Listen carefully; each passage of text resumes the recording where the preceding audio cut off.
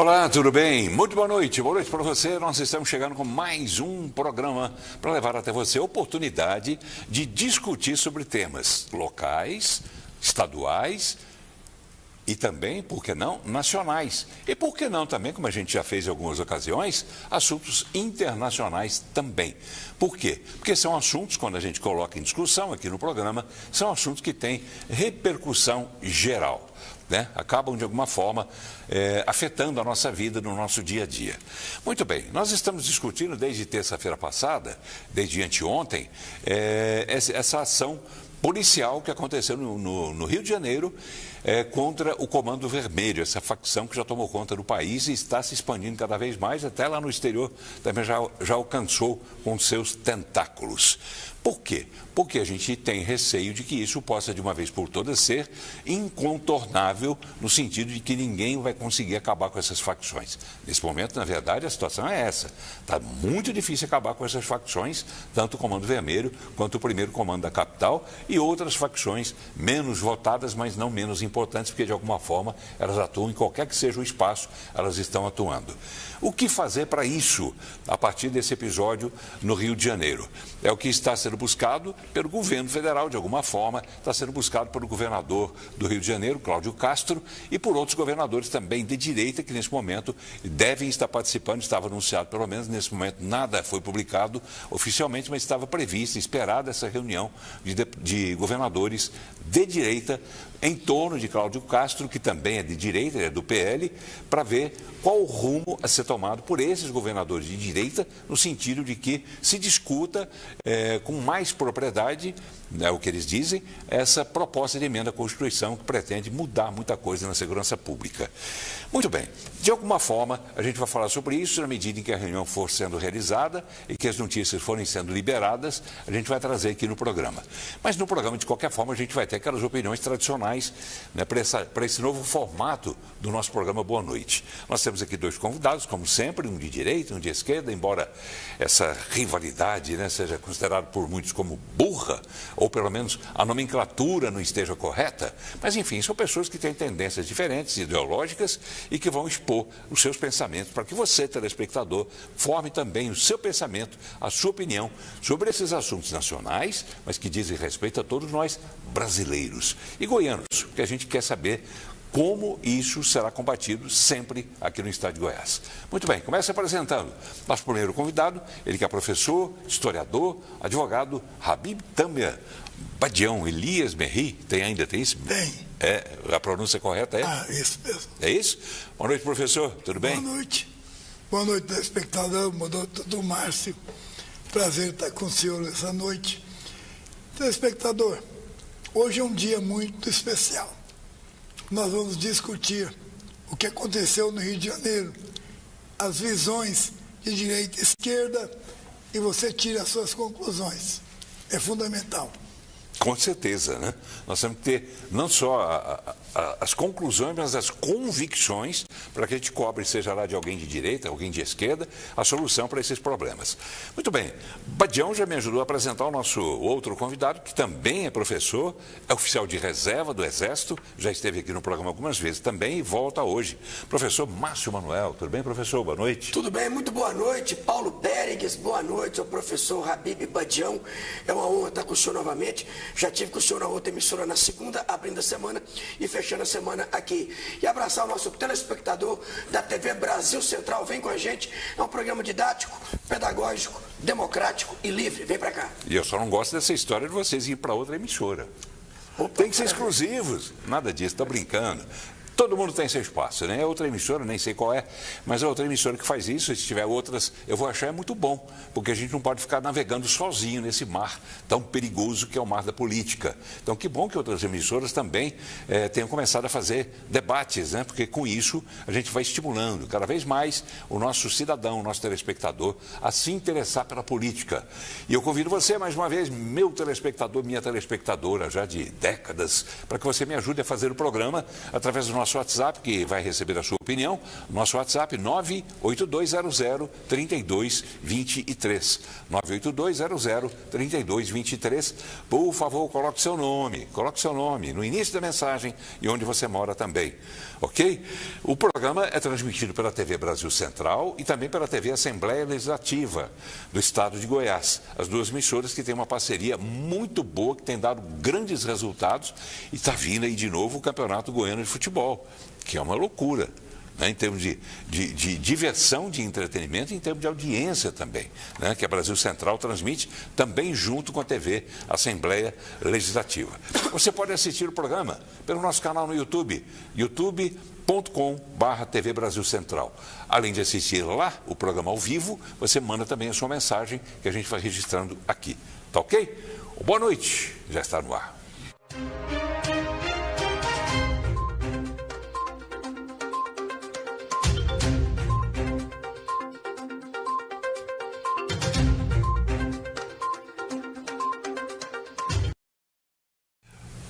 Muito bem, o programa começa agora com dois convidados, Habib Tamer Badião, ele que é professor, historiador e advogado, e também o professor Márcio Manuel, que é oficial da reserva do Exército.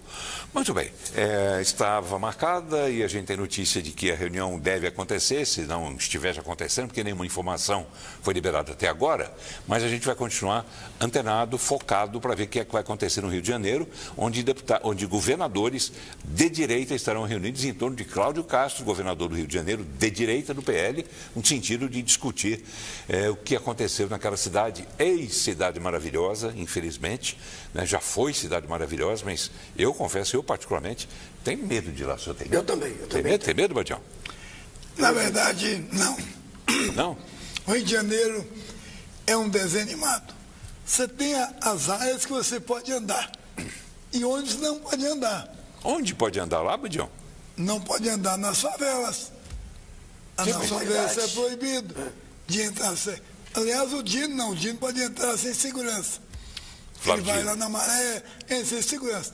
Eu preciso de segurança para entrar lá. Essa informação então, não é verdadeira. Ele, quando foi lá, ele mandou ofício para a Polícia Militar, para a Polícia Civil, para a Polícia Federal, para o Corpo de Bombeiro. Ele mandou 5 ofícios, ele já mostrou esses 5 ofícios. Então, ele teve segurança sim, essa informação não é verídica. Então, ele esteve lá totalmente amparado, ele foi visitar uma ONG e ele teve toda essa segurança. Então, dizer que ele foi lá porque existe amizade entre ele e, desculpe interromper o senhor, existe amizade entre ele e também facções, isso não é verdadeiro e isso eu acho inclusive preocupante dizer. Vamos lá. Posso dizer uma coisa também para os senhores? Coisa que eu já disse antes de a gente começar o programa, mas é importante também para que o telespectador saiba que a gente tem um cuidado muito grande na elaboração do programa, em relação a temas, convidados, assuntos e tudo mais. Em relação também ao espaço, né, que eu acabo prometendo para o telespectador que vou ler a mensagem quando eu digo no começo do programa para ele mandar a mensagem. E, aliás, mande mensagem só de texto, tá bom? Que tem gente já ligando aqui e eu não tenho como atender, não tenho como parar o programa, ficar ouvindo o que a pessoa diz para depois reproduzir o que ela disse aqui. Convenhamos.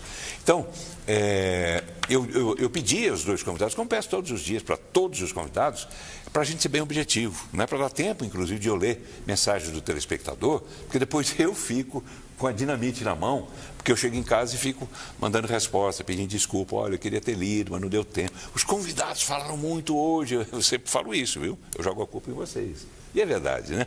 Mas por que isso acontece? Porque vocês aproveitam uma oportunidade que é rara, e que, como eu disse, que bom que outros emissores estejam também abrindo espaço para o debate. Mas é uma oportunidade rara, então quando vocês têm a oportunidade de falar, vão falar mesmo. Vamos lá. Vou começar registrando telefonema, não sou dessa época, sim, mas hoje é mensagem. Ivani, sou admirador meu, obrigado, Ivani.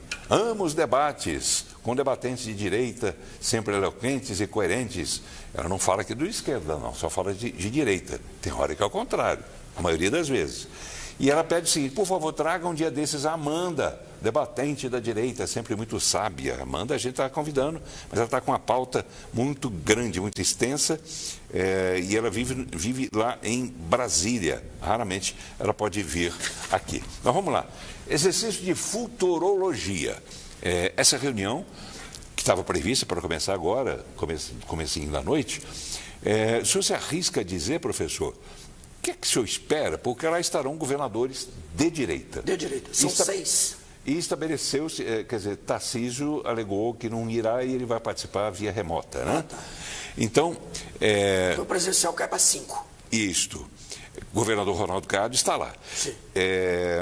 Estabeleceu-se mais uma vez esse embate, né, direita e esquerda, porque os governadores de direita estão se unindo em torno de um combate à violência, ao crime no Brasil, principalmente esse organizado, que tomou conta de vez do país, tomara que não, tomara que eu esteja errado, mas, de outro lado, a gente tem o governo federal que pensa outra solução para a questão da segurança pública. O que é que o senhor espera dessa reunião e depois de digamos assim, uma troca de o que é que vai acontecer? Direita vai fazer prevalecer a vontade dela, ou a esquerda, através do governo federal, vai fazer prevalecer a vontade de mexer na segurança dos estados?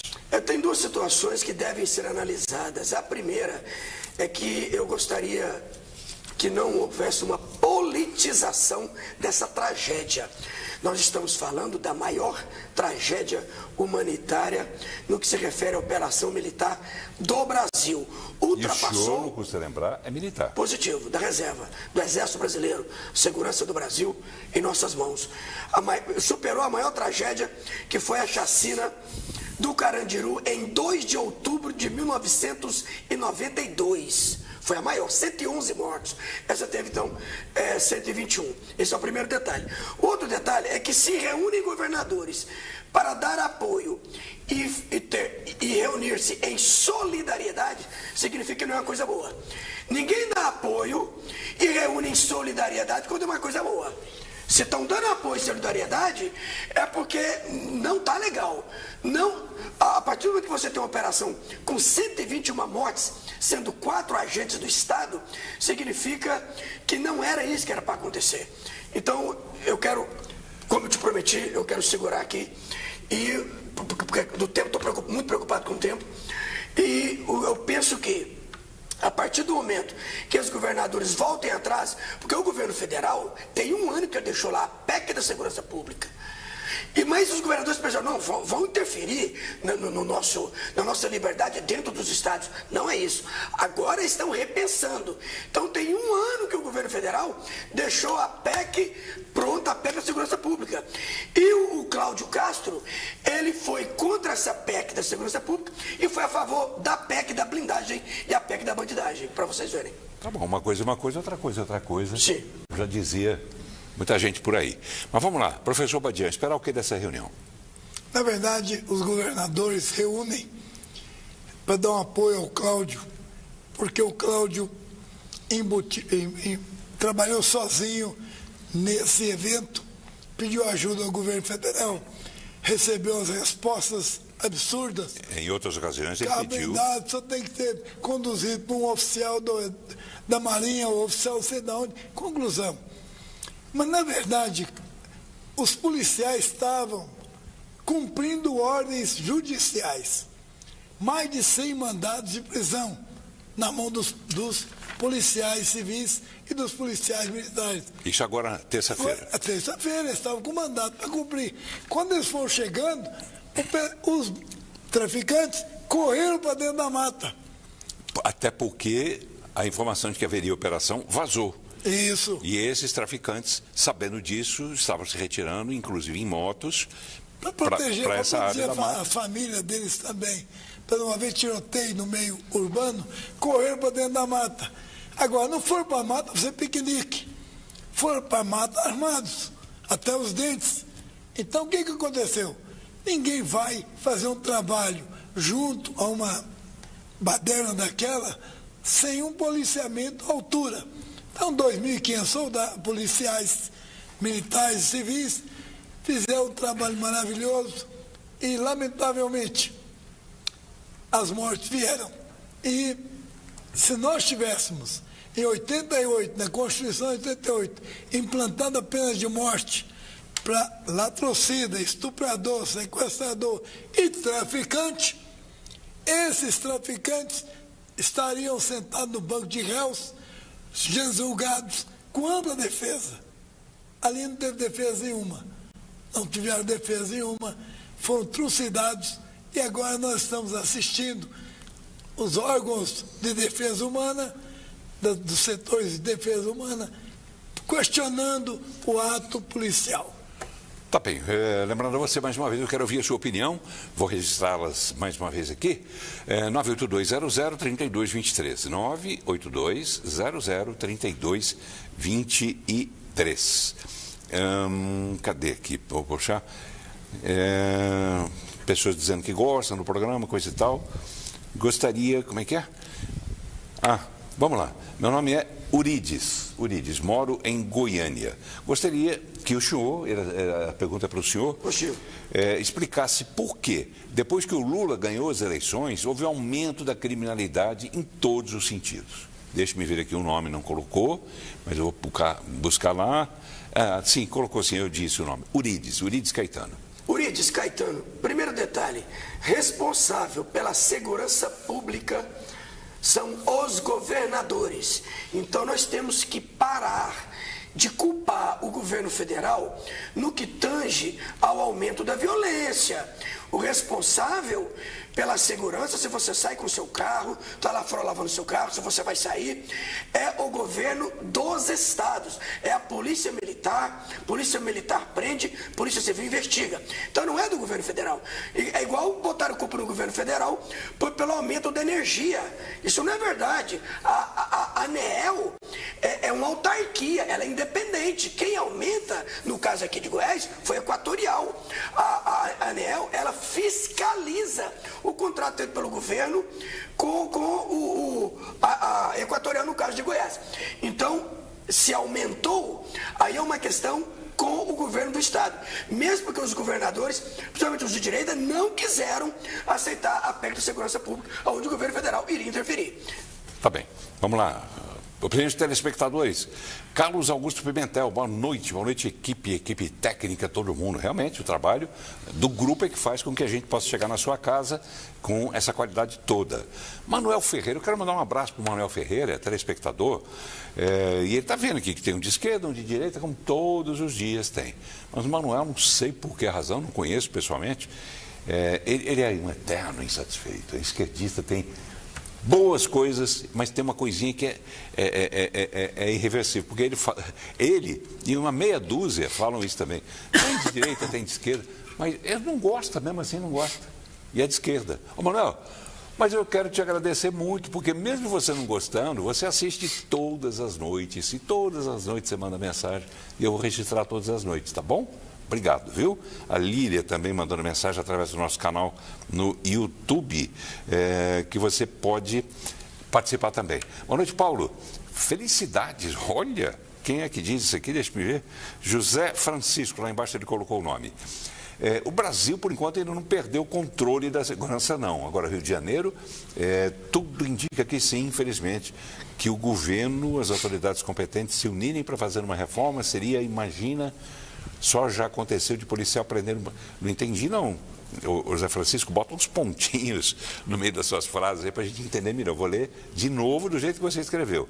O Brasil, por enquanto, ainda não perdeu o controle da segurança, não. Agora, Rio de Janeiro, tudo indica que sim.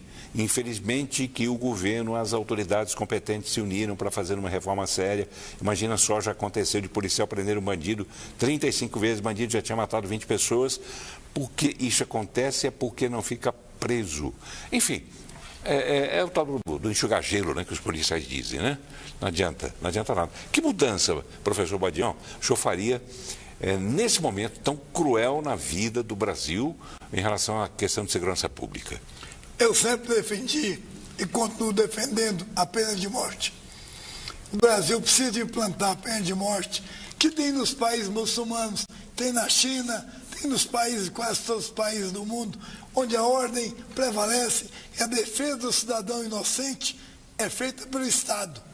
Agora, olha você, 121 mortos, não tiver direito à defesa, não puder ter advogado, não sentar no banco de réus, não tiver nota de culpa e morreram. Por quê? Não, aqui não pode ter pena de morte, porque está na Bíblia, está no Evangelho, está na igreja, não pode ter pena de morte. Ah, meu amigo, você pode continuar a sua religião, mas o mal tem que ser cortado pela raiz. Nós temos que cortar o mal pela raiz, porque você não pode continuar da forma que está. Olha lá, 121 mortes, 4 policiais foram também envolvidos. O que nós temos que levar em consideração, a favela nasceu da abolição da escravatura. Estavam chegando os italianos para trabalhar, os fazendeiros resolveram expulsar os negros que foram para as favelas. E hoje nós continuamos amargando esse quadro, um quadro onde o Estado nega entrar, nega construir casas, nega construir habitação para que o cidadão possa viver. Ok, vamos lá.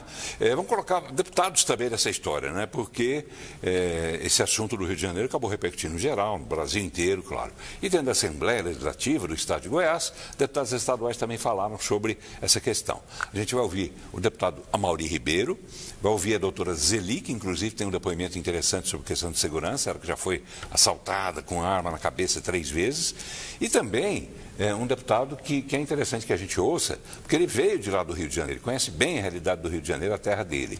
O deputado Ricardo Quirino. Vamos ver o que eles disseram. A forma como foi feita, organizada, isso aí é uma ação totalmente responsabilidade do Estado, da Polícia Militar, mas que o Estado precisa recuperar e dar tranquilidade aos moradores que moram em algumas comunidades que são dominadas realmente por traficantes. Isso aí, sem dúvida, tem que ser feito. Eu tenho certeza que as forças de segurança do Rio de Janeiro sabiam bem aonde atacar. Por que Ronaldo Caiado, no estado de Goiás, devolveu a segurança?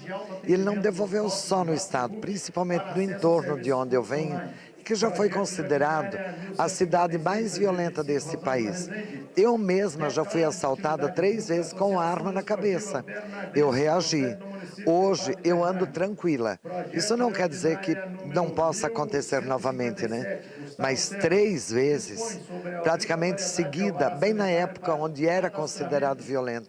Então, que coloque esse país em ordem. Eu tenho visto a turma do PT aí, deputados, se pronunciando, chamando o que aconteceu no Rio de Janeiro de chacina, de massacre.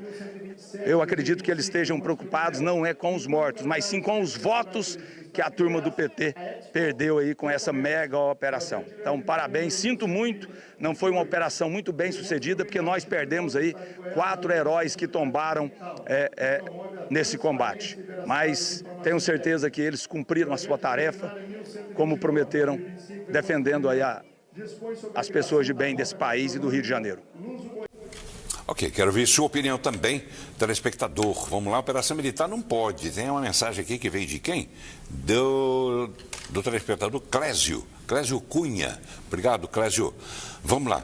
Ele mandou várias mensagens. Vamos ler essa aqui. Operação Militar não pode. O que pode, para esse senhor que está aqui do meu lado, que é o professor Márcio Manuel, na opinião do telespectador, pessoal de esquerda, é só matança que os traficantes, ladrões e estupradores podem fazer.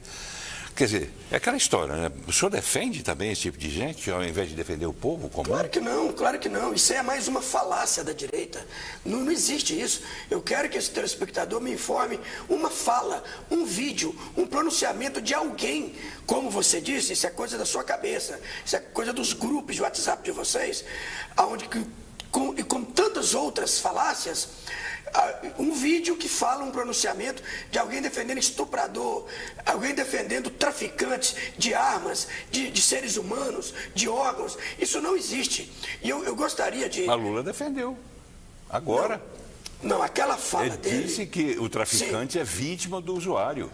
O Lula, ele defendeu o presidente da República, ele ligou a boca, desligou o cérebro, ele, com perdão da palavra, ele teve ali uma diarreia mental, ele já pediu desculpa por isso, ele cometeu um erro, é por isso que ele está calado, ele não divide essa bola, porque não quer exatamente que todo mundo fale o que você disse, que realmente ele disse. Eu gostaria, Paulo, de pedir sua permissão, porque hoje foram sepultados os sargentos do BOP, Batalhão de Operações Especiais, da gloriosa Polícia Militar do Rio de Janeiro, o sargento Heber Carvalho e o sargento Cleiton Serafim.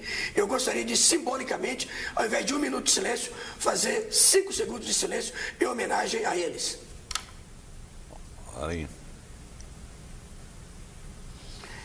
Eu acho que quem tem que chorar é a mãe do bandido e não a mãe do policial. O policial, quando sai de casa, que vai enfrentar a bandidagem para defender a população, ele tem que voltar com vida para o seio da sua família e não um defunto. Tá bem. O senhor é a favor da pena de morte, sim ou não? Não, não sou a favor. Tá bom.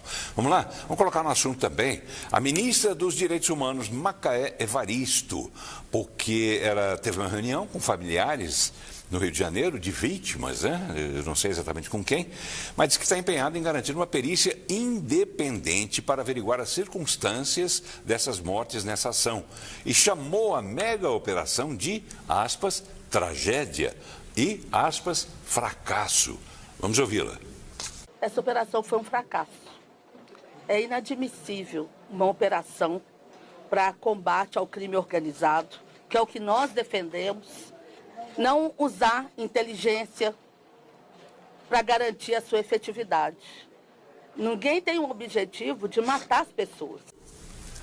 Muito bem, essa preocupação também se manifestou através do ministro Alexandre de Moraes, do Supremo Tribunal Federal, que anunciou, inclusive, que na próxima segunda-feira, agora, dia 3, ele vai ao Rio de Janeiro para se reunir com o governador, Cláudio Castro, para cobrar explicações sobre a operação policial que aconteceu nesta terça-feira. A audiência foi marcada por determinação direta do Supremo após o Conselho Nacional de Direitos Humanos denunciar indícios de descumprimento da decisão que obriga o Estado a reduzir a letalidade das ações policiais.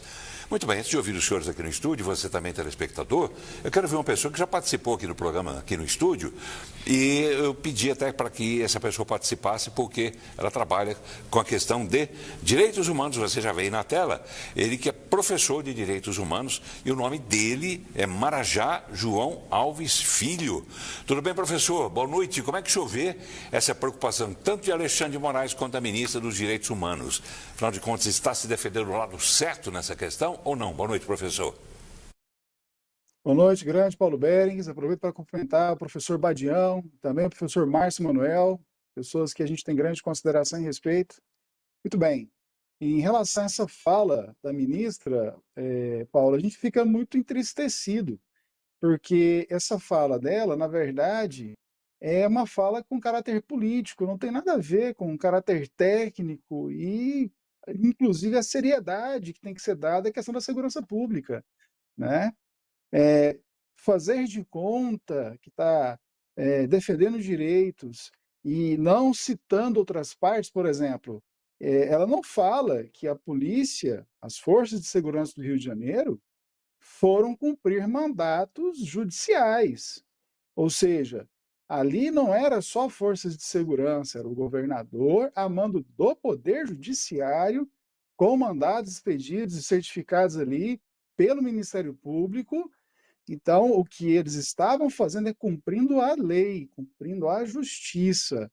Então, o que nós gostaríamos que isso fosse devidamente tratado, explicado pela ministra, porque da forma como ela está fazendo, ela está somente tentando capitalizar politicamente. É lamentável a ministra, nessa altura do campeonato, querer falar sobre isso e mais. Quando se fala de inteligência, toda essa operação teve muita inteligência. Foram mais de 2.000 militares, policiais, civis e militares envolvidos, helicópteros. Só que nós estamos falando de uma situação que é equivalente a guerras, como, por exemplo, na Ucrânia, como, por exemplo, lá na faixa de Gaza, com o uso de drones, armas de guerra. Então, assim, falar que não houve inteligência, falar que não houve cumprimento de lei, a gente precisa lembrar que ano que vem há eleições, o cidadão quer segurança, e o que nós percebemos, Paulo, é que o PT, de novo, falha e falha feio.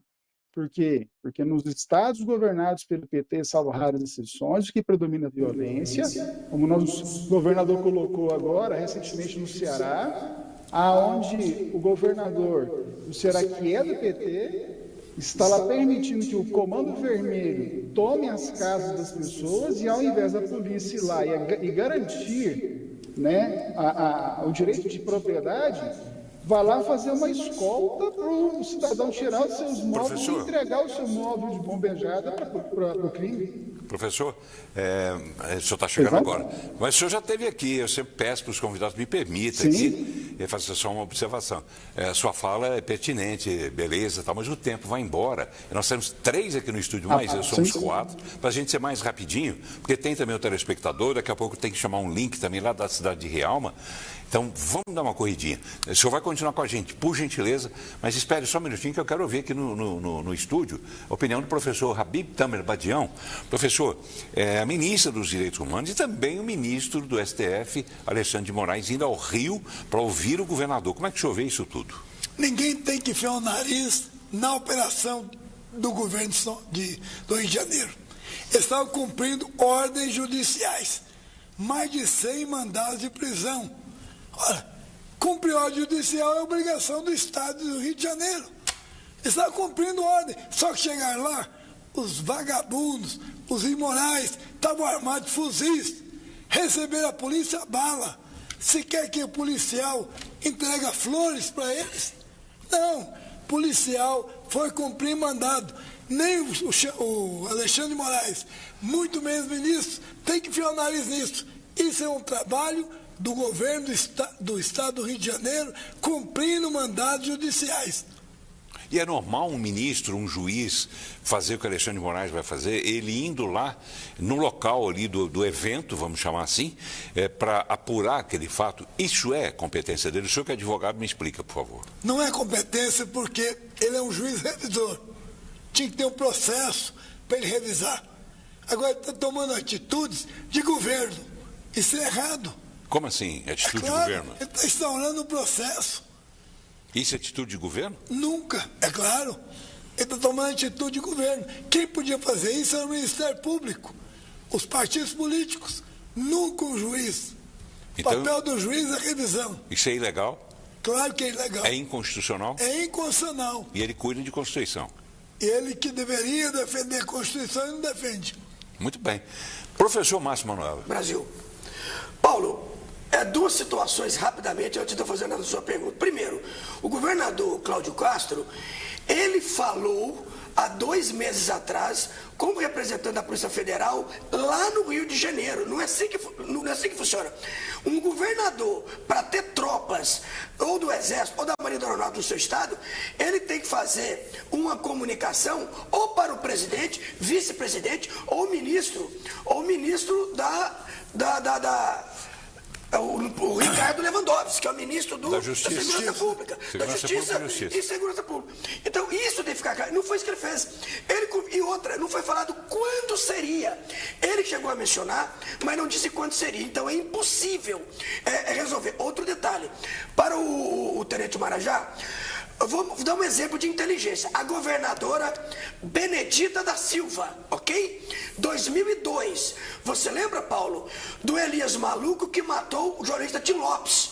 Foi feito um trabalho com planejamento, com inteligência, uma operação, e o Tim Lopes foi capturado vivo dentro da favela ali do Alemão. Observe a diferença. A petista Benedita da Silva, foi feito todo um trabalho de investigação, de inteligência, de planejamento, e o Tim Lopes foi preso vivo, sem um tiro, sem um derramamento de sangue. Preso por Isso quem? É inteligência. Preso por quem? Pela Polícia Federal. Foi preso. O Tim Lopes, Polícia Federal, a PM do Rio de Janeiro, não estou entendendo. Polícia Civil. Explica melhor para mim. Lembra do Tim Lopes? Sim, claro. Ele foi assassinado por quê? Pelo Elias Maluco. Sim. E ele ficou escondido. O Elias Maluco é de onde? O Elias Maluco do Rio de Janeiro. Isso lá em 2002. E ele era o quê? Ele era traficante, ele era, Sim. Então explica. Ele foi preso o chefe maior do Comando Vermelho naquele momento. Sim. Esse mesmo Comando Vermelho aí. Sim, e aí? E aí foi desencadeada uma operação sigilosa, com inteligência, sem alvoroço. Ninguém morreu, não foi dado um tiro e o Elias Maluco foi preso. Mas o Tim morreu. Sim, mas a partir do momento que mata um jornalista, e a mídia toda mostrou, o jornalista inclusive da Rede Globo, aí você tem que desencadear para dar uma resposta à população. E foi dado e houve sucesso. Isso é uma operação com inteligência. Não entendi essa inteligência toda não, mas vamos lá. Mas não matou ninguém, ué. O Tim morreu. Ué, mas depois que mata, aí você tem que pegar quem matou e você tem que prendê-lo. E foi o que foi feito. Tá bem, vamos lá. Alberto Bailoni, né, telespectador também sempre aqui no programa. Vai me desculpar, mas mais um para o senhor, posso ler? Claro. Então vamos lá. Vai me desculpar, mas esse esquerdista distorce os fatos para dar um ar de verdade. O apoio que os governadores foram dar ao governador no Rio é um apoio para matar mais alguns bandidos, na opinião do Alberto Bailoni. Tá vendo? Mas o que ele quer dizer, em outras palavras, imagino eu, é o seguinte: alguma coisa tem que ser feita nesse país, ainda que seja por vias tortas, não estou aqui defendendo nem acusando, mas estou fazendo o papel de jornalista. Ainda que seja por vias tortas, acho que as pessoas de bem estão torcendo nesse momento para que alguma coisa seja feita, ao contrário do que aconteceu até agora, em que no Rio de Janeiro o crime tomou conta da cidade, tomou conta do Estado e foi alastrando-se. E hoje ocupa todo o Brasil. E não custa lembrar também que faltou, o senhor disse agora há pouco, eu vou pegar uma pergunta daqui a pouco, uma participação de telespectador, sobre competências. Eu vou achar daqui a pouco olhei que há tanta mensagem chegando. Quando você só dizer que o pensamento do telespectador Bailoni é como tantos outros, o Nicolas Ferreira, que é ídolo da ultradireita, o que ele disse? Mataram 121, então que mate mais 121 para resolver. É a turma que fala que é a favor da vida desde a concepção. Tá bem, vamos, já que o senhor tocou no nome dele, até nem ia chamar esse VT, mas tem aqui a fala, né, do Nicolas. Beleza aí, tudo pronto com a fala do Nicolas? Vamos ver o que o Nicolas falou, inclusive sobre esse fato de que para boa parte da população, para boa parte do governo, inclusive, eles estão preocupados com a morte dos bandidos, como a gente mostrou a ministra agora há pouco, a Macaé. O Nicolas falou, pode chamar? O Nicolas falou agora sobre por que o presidente Lula não se manifestou ainda sobre essa história. Vamos ver. Lula até agora não deu uma palavra a respeito da morte dos policiais. Ele não solidarizou, ele não fez uma postagem, ele não falou das famílias, desses homens que saíram de casa sem saber se ia voltar para poder defender a vida de gente que ele nem conhece. Bicho, sério mesmo, é inacreditável. Eu falei, não, eu devo ter errado, eu devo estar maluco aqui. Aí eu fui no Twitter dele, não vi nada. No Instagram também não vi nada. Nada. Comentou nada. O policial não vale nada e o traficante vale alguma coisa, né? O criminoso, o cara que quer tirar a vida alheia, né? Por nada. Esse é o exemplo que o cara com o maior alto cargo no nosso país está dando pro nosso país inteiro. Muito bem, está aí Nicolas Ferreira falando. Esse vídeo a gente extraiu daquele jornal digital, que é o Poder 360, e lá o Poder 360 fez a observação de, até aquele momento que a gente baixou esse vídeo, o governo federal não tinha se manifestado, embora tenha sido provocado pelo próprio jornal Poder 360. Então não tem uma fala de Lula. Por quê? O senhor consegue explicar de uma forma convincente, até para quem é de direita, por que nesses momentos os esquerdistas, e em especial Lula, não se manifestam? Quer dizer, o senhor próprio, embora tenha esse lado à esquerda, o senhor, até como militar, o senhor sentiu a morte desses militares e dos policiais. Muito. Por que com Lula isso não acontece? Não, o caso do Lula eu já disse. O fato dele ter dito que o traficante é vítima do consumidor, e nós sabemos do dependente, do drogado, e nós sabemos que a questão de consumir drogas no Brasil, e principalmente nos Estados Unidos, é uma questão de saúde pública. Isso tem que ser feito. E ele quis dizer também que se nós curarmos o consumidor, o traficante não tem para quem vender. É isso que ele quis dizer. Mas ele não quer, eu falei que hoje, ele não quer dividir essa bola nesse momento, exatamente por causa dessa frase infeliz. Tanto que quando nós fomos falar, você já trouxe a frase infeliz que ele falou. Pois, mas não seria a hora dele se redimir? Pois ele não quer dividir essa bola, eu também acho um erro. Ele tinha que se posicionar, ele já disse que errou, então ele precisava se posicionar sim. Ok. Badião, por que o Lula não fala nessas horas? Não é obrigação dele de falar. Porque isso é um ato do governador do Rio de Janeiro cumprindo ordem judicial. Se parar com isso, dá amplitude ao fato. Não tem. A Polícia Federal não tem nada a ver com isso, o Ministério da Marinha não tem nada a ver com isso, Exército não tem nada a ver com isso. É cumprimento de mandado judicial. 100 mandados na mão da polícia. Do governo do Rio de Janeiro. Do governo do Rio de Janeiro. Por isso que eu disse que a segurança dos estados é de incumbência dos governadores. E está tendo um problema sério lá. A coordenação da defensoria está tendo dificuldade para documentar as perícias. Nós temos dois protocolos. Temos o protocolo de Istambul, que fala se houve tortura ou não, e temos o protocolo de Minnesota, que fala o tipo de... Existe um protocolo. Algumas mortes envolvendo agentes do Estado têm que cumprir o protocolo de Minnesota e tem que cumprir o protocolo de Istambul, onde fala exatamente Istambul da tortura e de Minnesota da morte. Isso tem que ser avaliado. E a Defensoria Pública está tendo dificuldade para isso. A Defensoria não está tendo acesso, o Ministério Público não está tendo acesso, as famílias estão tendo dificuldade, por aí vai. Tá bem, vamos lá correndo, porque o tempo está indo embora e ainda tem que ir a Rialma para ver a questão dos deputados aqui. Vamos lá. Tem uma opinião também que eu julgo interessante, pelo menos nesse momento, que é de um ex-candidato, né? Já foi candidato 3 ou 4 vezes, Ciro Gomes. 3 ou 4 vezes já foi candidato a presidente do Brasil e foi governador do Ceará, prefeito de Fortaleza e tal. E ele falou, num evento hoje, que a culpa do nível a que chegou o crime organizado no Brasil é culpa de... Eu vou deixar que ele diga. Vamos ver. Esse tipo de problema só tomou essa gravidade, essa complexidade, pela omissão do Lula e do PT. Claro que todos os outros, Bolsonaro também não fez nada. No Fernando Henrique não existia isso, né? No Michel Temer também não fez nada. E essa é a grande e grave questão. Porém, é justo que o brasileiro reclame que o Lula está no 5º mandato. O Lula e o PT estão no 5º mandato e não fizeram absolutamente nada em matéria de inovação institucional que fosse minimamente veloz para acompanhar a complexidade com que as organizações criminosas, as facções, se assenhorearam do território brasileiro. Muito bem, culpa do Lula, culpa do PT, afinal de contas, quem é culpado dessa história toda, Badião? Você sempre acha uma saída diferente para as respostas. Qual é? Não é culpa de ninguém, o Ciro é exagerado.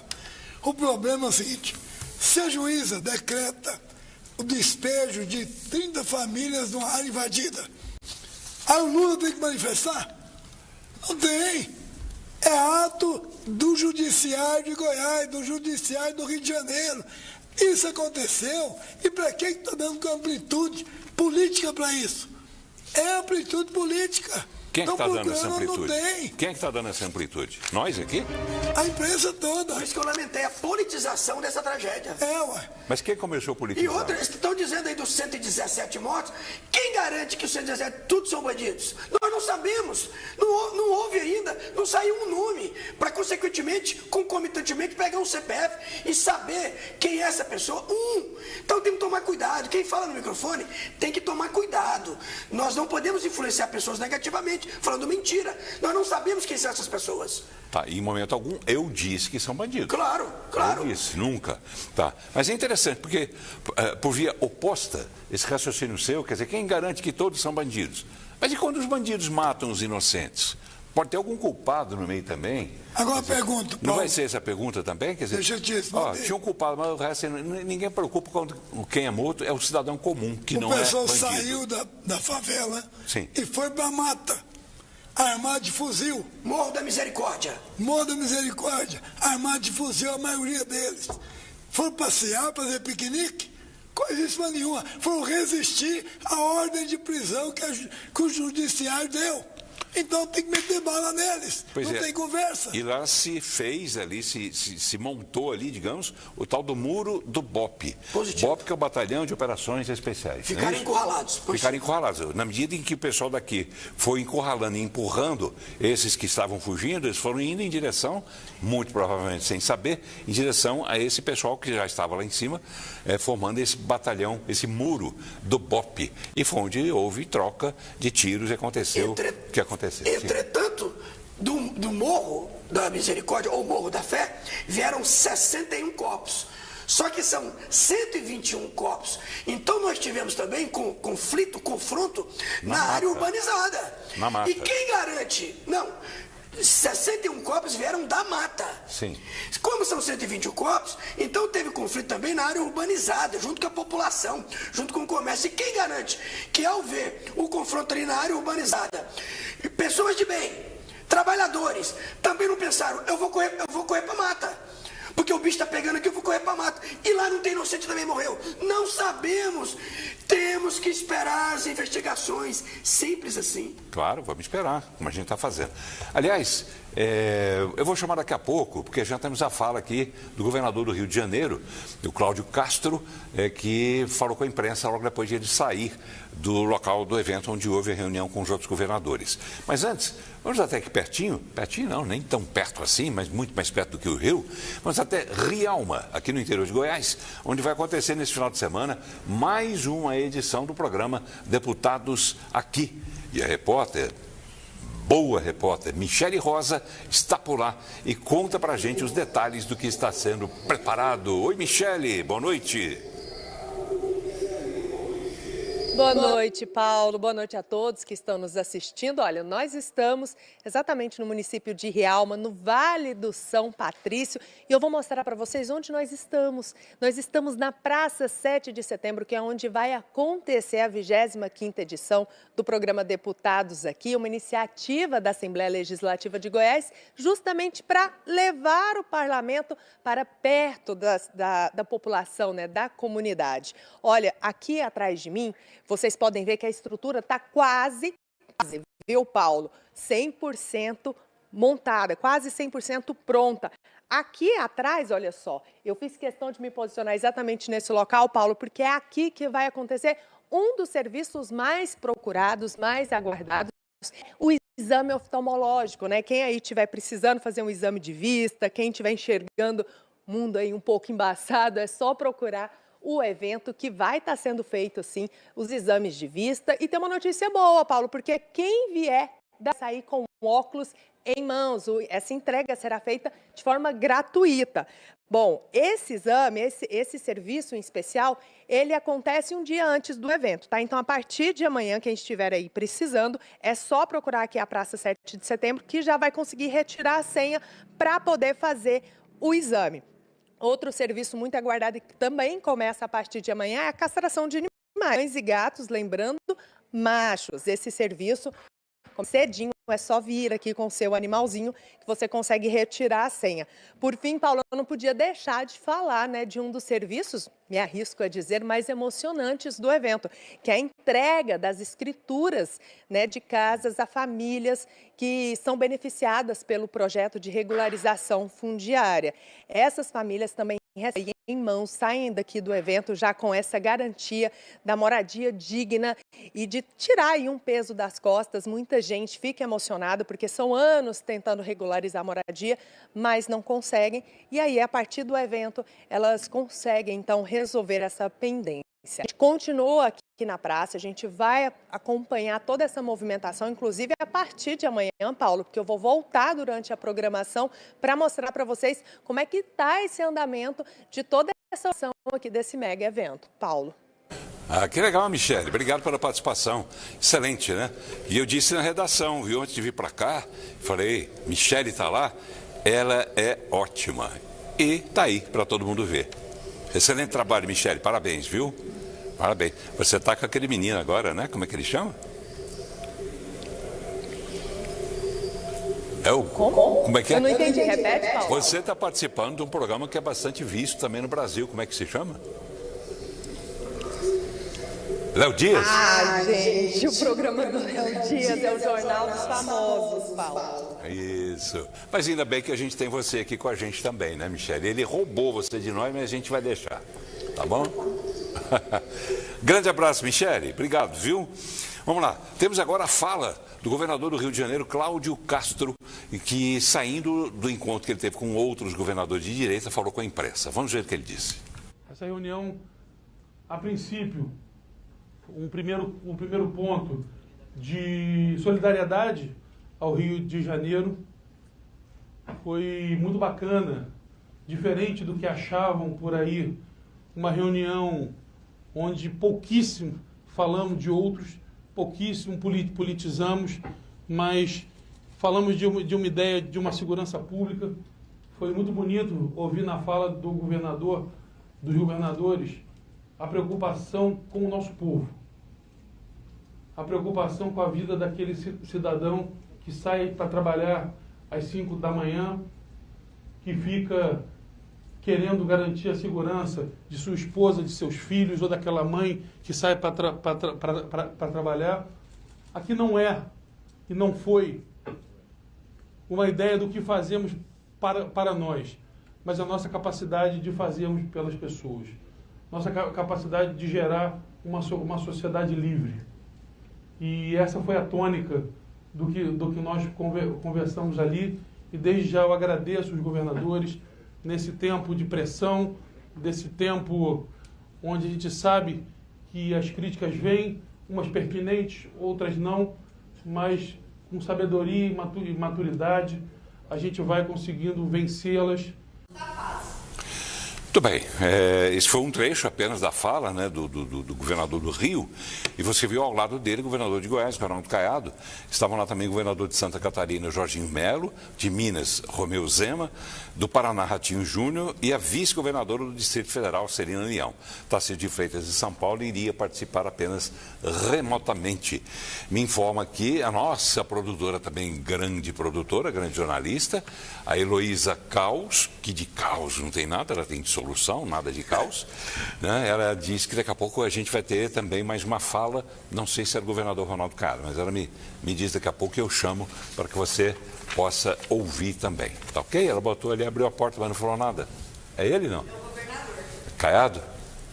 Do Rio de Janeiro. Mais uma vez do Rio, tá bom. Então, mais uma vez, daqui a pouco, outro trecho para explicar melhor para a gente o que é que foi essa reunião lá no Rio de Janeiro.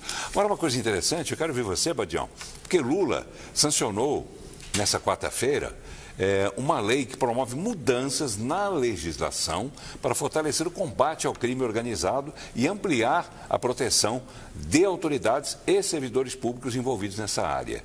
De autoria, esse projeto, que virou lei agora, porque foi sancionado, do senador Sérgio Moro, que é do Partido União do Paraná. E o Sérgio Moro, não custa lembrar, que foi o juiz da Lava Jato que condenou Lula. Muito bem. Eu quero ouvir você, Badião. Tem primeiro aí o post, né, do presidente Lula, dizendo que sancionou a Lei 15.245, que aumenta a proteção a agentes públicos que combatem o crime organizado e endurece as punições a quem tenta dificultar essas investigações. O governo do Brasil não tolera as organizações criminosas e atua para combatê-las com mais vigor.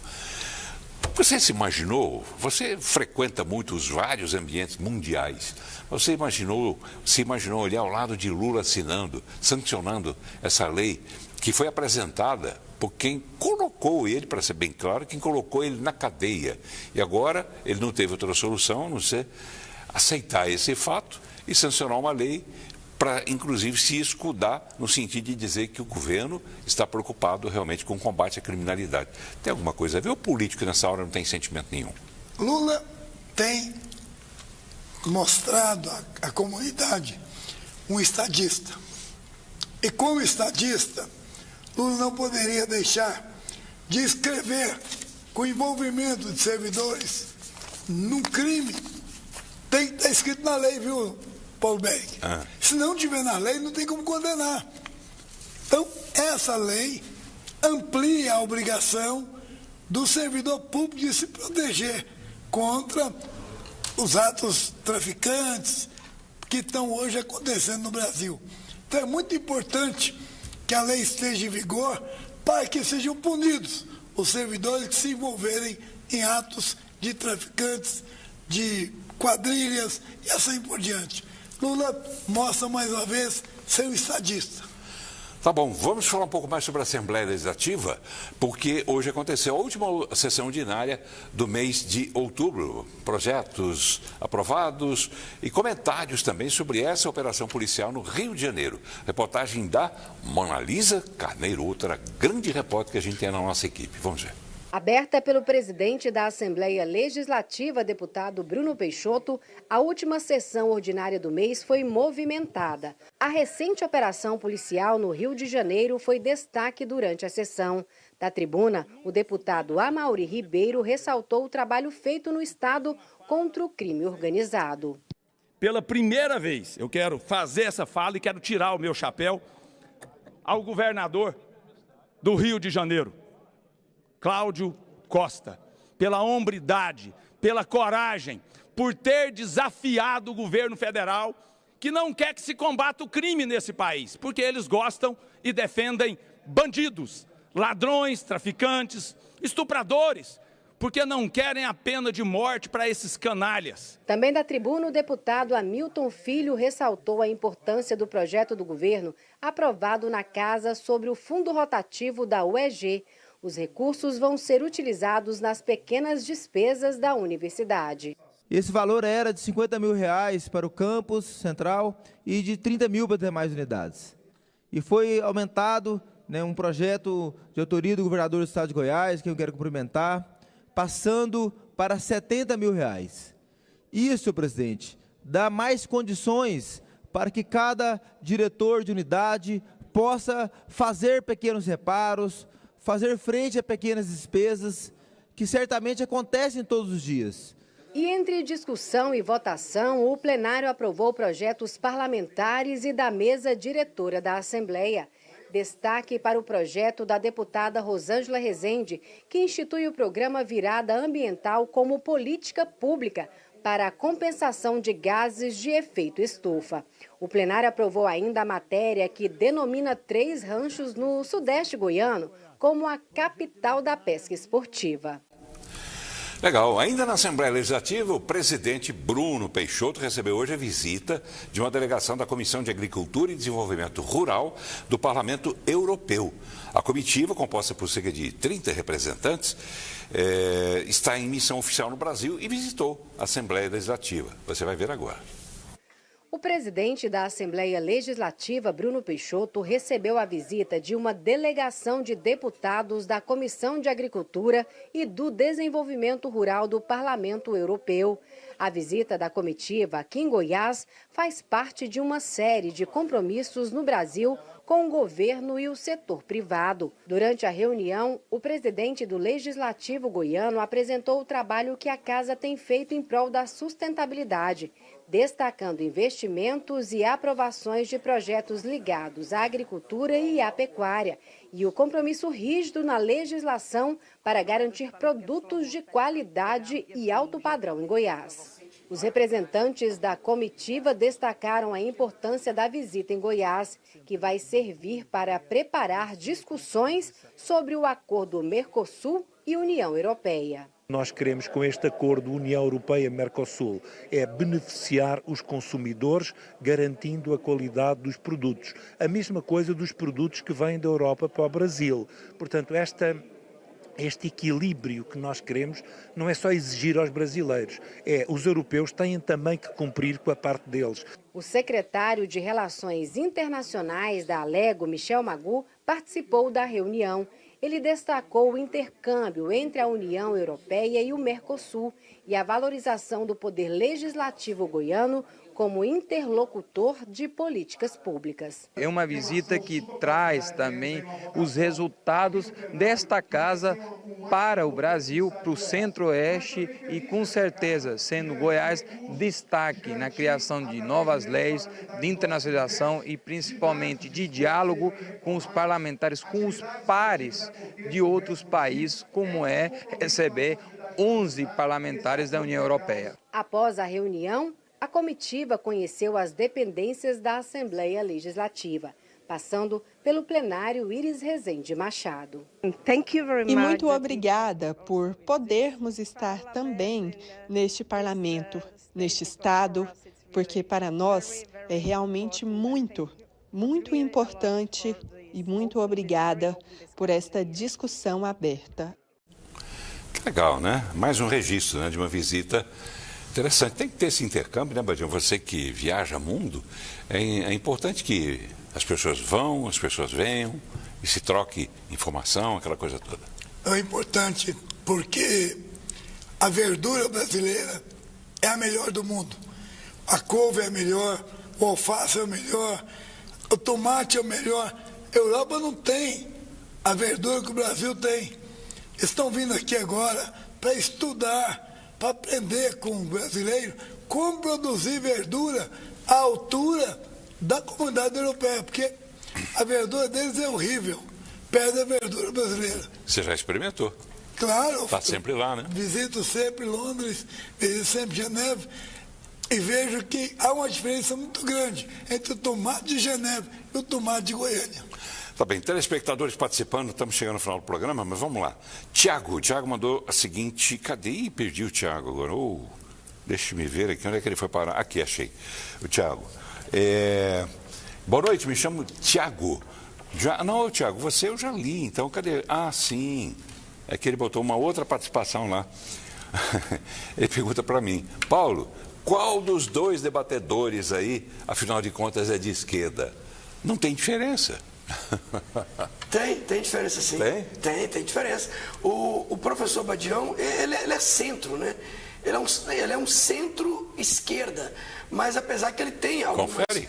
Apesar que ele tem algumas falas que vai contra a esquerda com relação a, por exemplo, a pena de morte, a paredão de fuzilamento e por aí vai. É de esquerda?